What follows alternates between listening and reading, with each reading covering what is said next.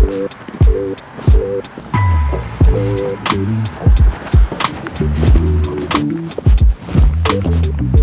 right, y'all. So today I am at Broken Anchor Music record store. I'm very excited because today I am bringing you all along with me as I film content for my upcoming album.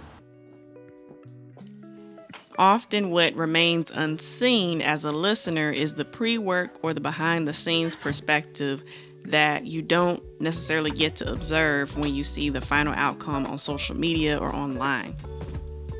For me, the work for any piece of content, any rollout as a musician begins with creative direction. And for me, I am blessed that I have people in my life that are a part of what I would consider my team, a ragtag group of kingdom individuals that I consider family, that I can bounce things off of, right? Sometimes it's other artists that I might shoot a message and get an idea and see how it lands with them, right? So after I get that feedback from my kingdom family or whoever I reach out to, then comes the utilizing the tools at my disposal to understand how I can better communicate maybe what we talked about or brainstormed. The concept or even the idea of establishing a relationship with a local record store to film in it actually came from my kingdom mom. A lot of the decisions that I make about where to go and how to do things actually come from her because she often inspires me to be bolder than I would prefer to be.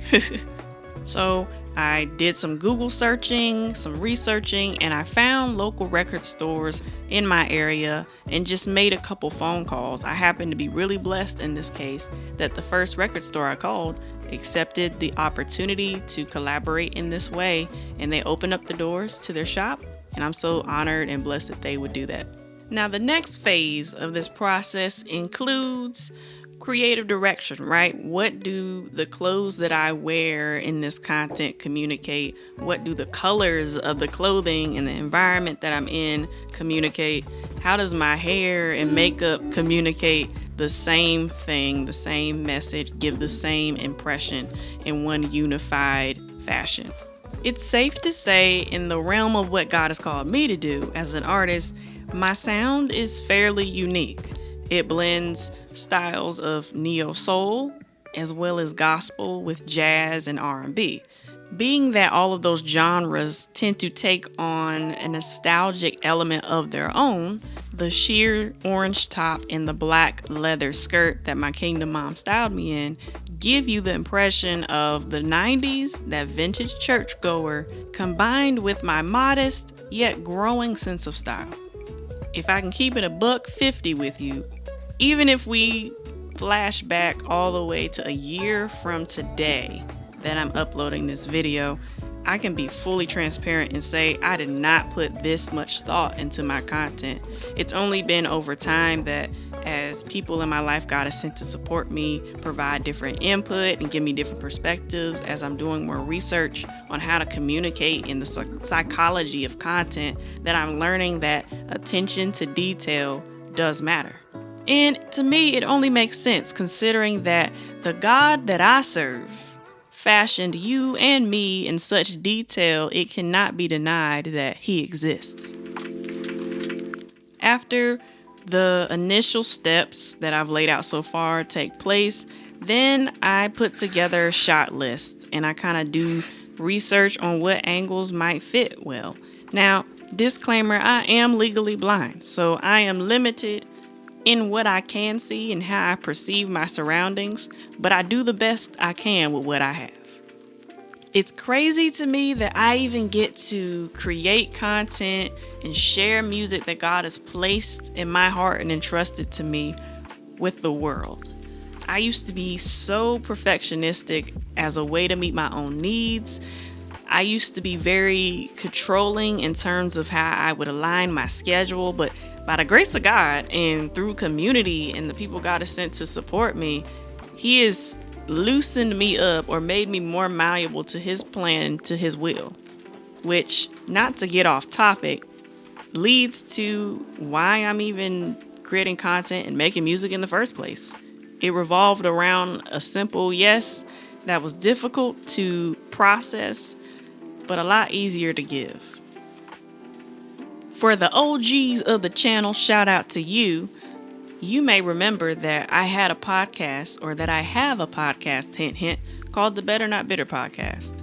And if you're not familiar with the origins of my channel, in synopsis, basically the inspiration for this podcast came during one of the most difficult bouts of migraine I had to date.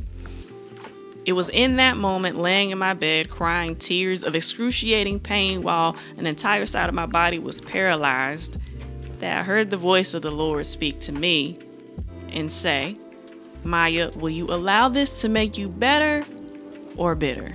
And that's a hard pill to swallow, because I was like, Lord, I just want to be in pain and cry. Like, this question doesn't feel like, it's matching the tenor of the moment. But it was in the throes of this flare-up that God gave me creative inspiration as well as direction for how to pursue what He just tasked me with. Months later, as I was preparing to graduate college with my bachelor's degree in kinesiology from the University of North Carolina at Greensboro, God prompted me with another opportunity. You see, instead of pursuing my PhD in physical therapy like I had planned, God was leading me in a different direction. And that direction was in the form of disability advocacy, which I had been doing since the 8th grade, but now God was raising the stakes and calling me to pursue it with everything that I had. Which, being on a fixed income and having multiple disabilities, was not what I perceived to be much. But against my apprehensions, I had a meeting with my mentors, and they did what you would hope any mentor would do. They told me to trust and obey God. Now, if any of you are OGs from the era of disability advocacy that took place on this channel exclusively, welcome back. Long time no see. All right, back to the story. As I began to trust God, though, He began to give me even more opportunities to speak and eventually keynote speak and consult with different corporations and businesses and nonprofits.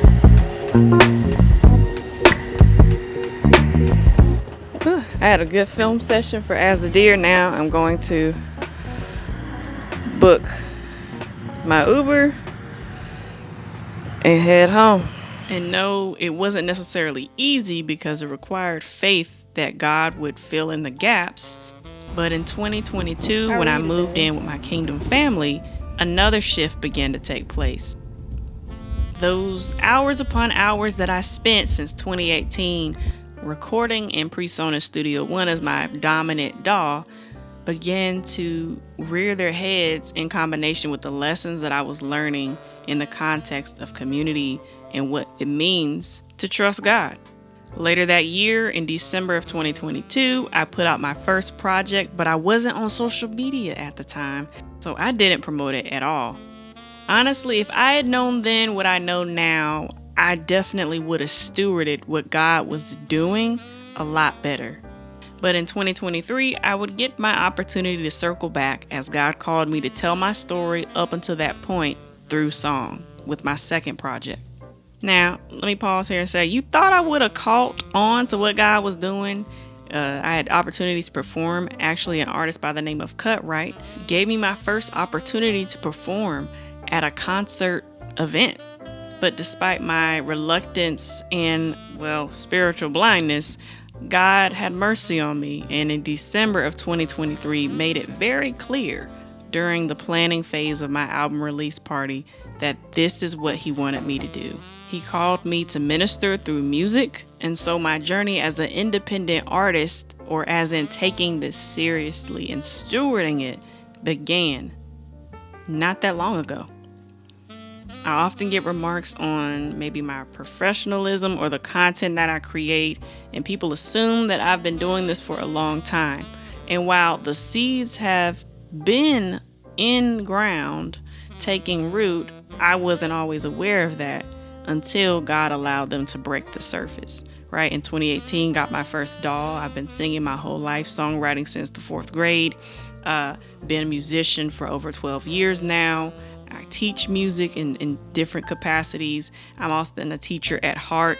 I do graphic design and disability advocacy and in foster care advocacy. I speak and I often have to be organized and deal with contracts and invoices. So all of those skills have culminated to allow me to do what I do today in Christ's strength, right? Not in my own ability or expertise, though He has allowed me to have abilities and expertise.